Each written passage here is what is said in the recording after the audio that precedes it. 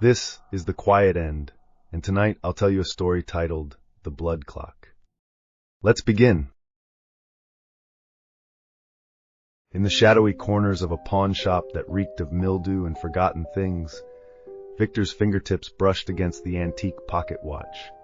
It sat amongst the clutter like a relic dropped from time itself, its tarnished brass case adorned with intricate etchings of moons and jagged stars.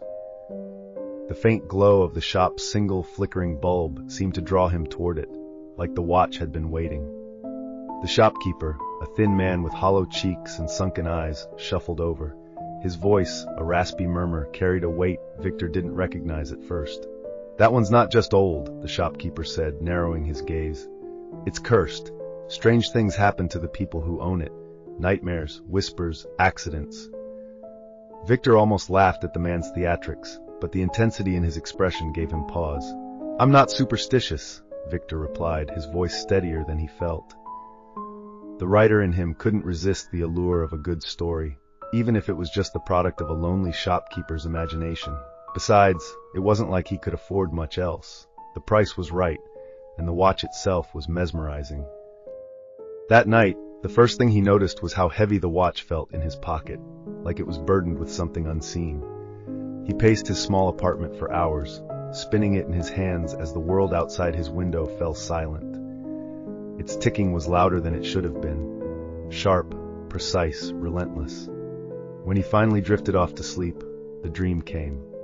The crimson water was freezing, dragging him down like invisible hands were clasped around his ankles. The ticking was there, too, louder and faster, echoing in his skull as he thrashed against the tide. Above him, the surface shimmered with an eerie red glow, but no matter how hard he kicked, he couldn't reach it. His lungs burned. Then, just as his vision began to fade, a voice whispered through the chaos, "It's only the beginning." Victor woke with a gasp, his body drenched in sweat. The room was dark, save for the faint green digits of his alarm clock. He swallowed hard, pressing his palm to his chest to calm the rapid drumming of his heart. But the ticking, it hadn't stopped. Victor couldn't shake the sound. The incessant ticking of the pocket watch burrowed into his thoughts, threading itself into every quiet moment. By morning, his curiosity pulled him back to the object, its cold brass surface catching the pale light filtering through his curtains. That's when he noticed it. The hands didn't move forward like any normal clock. They crept backward, slow and deliberate, counting down. But to what? He set it on his desk, staring at the intricate etchings as if they might reveal the answer. The grooved moons and jagged stars now seemed less decorative and more ominous. His pulse quickened, though he didn't understand why. Determined to shift his focus, Victor opened his laptop and tried to write. The blinking cursor was a taunt, a constant reminder of his failure to produce anything worthwhile.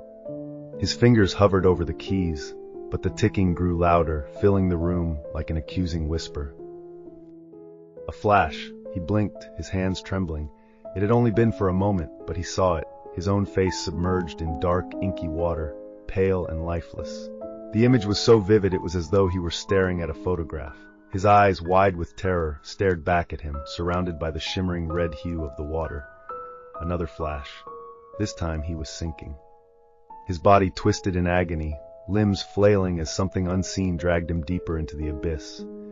The ticking was deafening now, layered with the faint, guttural sounds of something laughing. Victor shoved the watch off the desk. It hit the floor with a dull thud. His breaths came in short, ragged bursts, his chest tightening as though the water from the vision still pressed against him. He didn't hesitate. He grabbed the pocket watch and hurled it into the trash can before storming out of the apartment to clear his head. Hours later, he returned, the autumn chill still clinging to his jacket. But when he entered his study, his blood froze. There it was. The watch sat neatly on his desk, its hands moving backward with quiet certainty.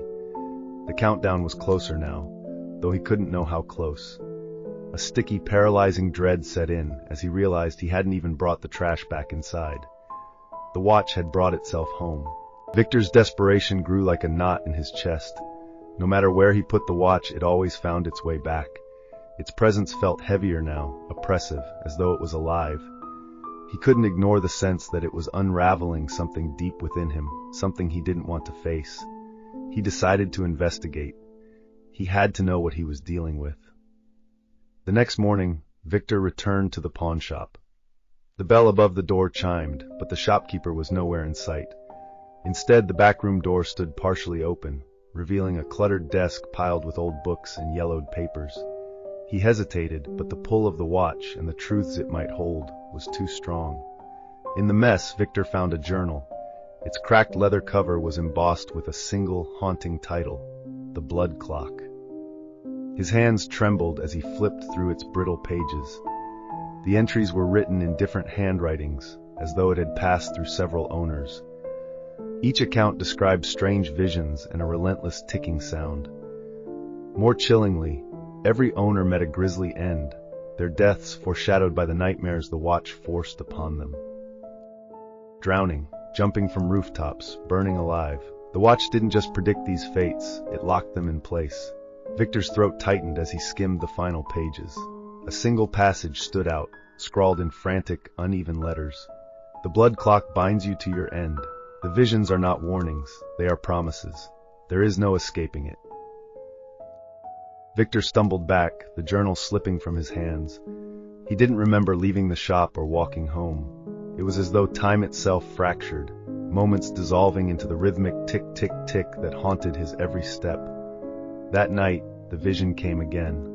He was walking barefoot along the edge of a murky lake. The water was still, its surface a glistening red like diluted blood. Victor tried to stop himself, to pull away, but his body moved forward as if controlled by invisible strings. A shape emerged, a dark figure lurking beneath the surface. Hands, pale and skeletal, reached for him, grasping his ankles and dragging him down. The cold water engulfed him, and the ticking grew louder, a deafening rhythm that drowned out his screams. Victor woke, choking on air, his body trembling. He could still feel the icy grip of those hands, the weight of the water crushing him. And on his desk, the watch waited, its hands now dangerously close to zero. The watch's ticking became unbearable, consuming every corner of Victor's mind. The countdown had almost reached zero, and with each passing second, an inexplicable force tugged at him, urging him toward the inevitable. He tried to resist, but it was as if his body no longer listened to his mind. Just before sunset, Victor found himself at the edge of the lake. The scene was identical to his visions, the murky, still waters reflecting the blood-red sky above. He stood there, barefoot, the cool soil damp beneath his feet. The air was thick and oddly silent, save for the watch's relentless ticking, now louder than ever. He felt it in his pocket, heavy, alive. Victor pulled out the watch, its face glowing faintly in the dimming light. The hands had almost finished their backward march, their journey twisting to its inescapable end. He stepped forward. The water was ice cold as it surrounded his ankles, then his knees, then his waist. He tried to stop, to turn back, but his legs moved with dreadful certainty. "This can't be real," Victor whispered, his voice trembling. Yet the visions had been real. The journal had been real. The watch was real. As the water reached his chest, he felt them. Hands, skeletal and pale, just as he had seen. They shot out from the black depths, clawing at his legs and dragging him under. He thrashed, gasping for air, but the weight of the water pressed down on him like a shroud. The last thing he saw as the darkness consumed him was the pocket watch, floating above the surface, its countdown nearing its final tick. Days later, the lake was calm again, its surface unbroken as though nothing had ever happened. But the watch had moved on. It resurfaced at a flea market on the outskirts of the city, tucked among trinkets and antiques. Elise, a young nurse with a penchant for oddities, ran her fingers over its tarnished brass casing. She smiled, charmed by the intricate design of moons and stars, oblivious to the shadow that clung to it. "How much for this?" she asked, holding it up. The vendor shrugged. $5. Don't know where it came from, but it's yours if you want it." Elise handed over the money without hesitation. As she slipped the watch into her pocket, she felt an odd chill crawl up her spine. She dismissed it as nothing. A harmless trinket, she thought. But the ticking had already begun. Elise loved her new find at first. The pocket watch was fascinating, its etchings so delicate, so peculiar. She showed it to friends who thought little of it and placed it on her nightstand as an odd but charming decoration. Yet the first night it sat by her bed, the dreams began. They weren't just dreams, they were something far worse. She was standing in an empty hospital room, the kind she worked in every day. But this one felt wrong. The air was heavy, oppressive, and the fluorescent lights flickered above, casting long, unnatural shadows. The walls, white at first, began to bleed, thick crimson rivulets running downward in silence. The sound came next, the ticking. It echoed endlessly, a sharp, punctuated beat that seemed to come from everywhere and nowhere at once. She turned to the bed. There she was, lying lifeless, her face pale, her hands clutching at her throat as though she had been fighting for breath. Her own lifeless eyes stared back at her, wide with terror. Elise jolted awake, gasping, her heart pounding so hard it hurt. She was drenched in sweat, the dream still alive in her mind. Her gaze darted to her nightstand, and there it was, the watch, ticking faintly in the quiet darkness of her room. Over the next few days, the visions intensified. In every dream, she ended up in that same bleeding hospital room, the ticking louder, the walls closing in. And each morning, the watch ticked on, its hands moving backward, an unrelenting countdown to something she couldn't quite understand but could feel deep in her bones. Desperation crept in. Elise tried everything to destroy the watch. She smashed it with a hammer. It didn't leave a dent. She threw it into the furnace at the hospital. The flames spat it back out, unscathed.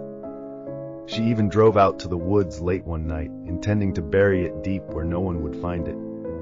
But as she dug, she froze, unable to force herself to continue. Her hands shook violently as she realized some part of her couldn't let it go. It was no longer just an object. It was a part of her now. When she returned home, she found herself slipping it around her neck, the tarnished brass pressing coldly against her skin. She shook her head, trying to resist, but the compulsion was too strong. The ticking sounded almost pleased. That night, the dream became reality. Elise was at work, checking in on patients during a quiet shift. The hospital halls were dim, illuminated only by the weak, buzzing fluorescence overhead. She passed room after room until she stopped dead in her tracks. Room 413. The number sent a shiver through her. It was the same room from her nightmares. She reached for the knob, her hand trembling, and pushed the door open. The walls were bleeding. The air was thick, suffocating, and when she turned, the door had vanished. The ticking grew louder, pounding now, reverberating in her skull. She couldn't move, couldn't breathe, as unseen forces gripped her throat. She clawed at her neck, gasping, her vision blurring.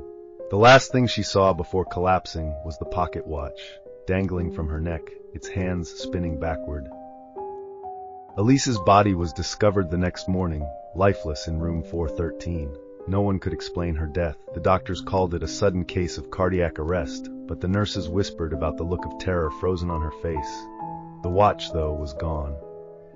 Days later, it reappeared at a roadside antique shop, sitting in a dusty display case, waiting. The subway station buzzed with life, shuffling feet, muffled announcements, the faint hum of trains approaching in the distance. Among the crowd was Garrett, a clean-cut businessman with sharp features and a phone glued to his ear. He moved with the restless precision of someone perpetually late, his leather briefcase swinging at his side. That's when he saw it.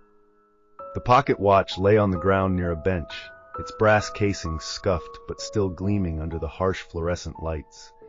Its intricate etchings of moons and stars were partially obscured by dirt, yet there was something magnetic about it. Garrett paused mid-conversation, lowering his phone as he bent down to pick it up. The moment his fingers closed around the cool metal, the ticking began. Subtle at first, almost imperceptible, the sound grew louder with each passing second. Garrett frowned, turning the watch over in his hands. The hands moved backward, their steady motion hypnotic. He smirked, slipping it into his pocket, dismissing it as some odd antique. He didn't notice the faint chill that followed him as he boarded his train. He didn't hear the whisper of something unseen, something ancient, stirring awake. The watch rested quietly in his pocket, its ticking now synchronized with the rhythm of his pulse. Beneath its tarnished surface, a labyrinth of gears wound backward, intricate and unrelenting, each turn sealing Garrett's fate.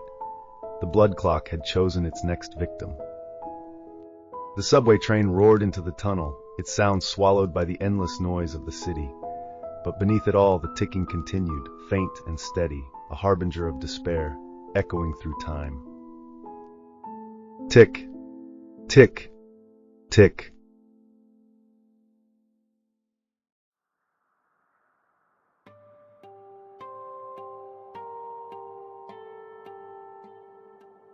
Well, tick-tock, dear listener.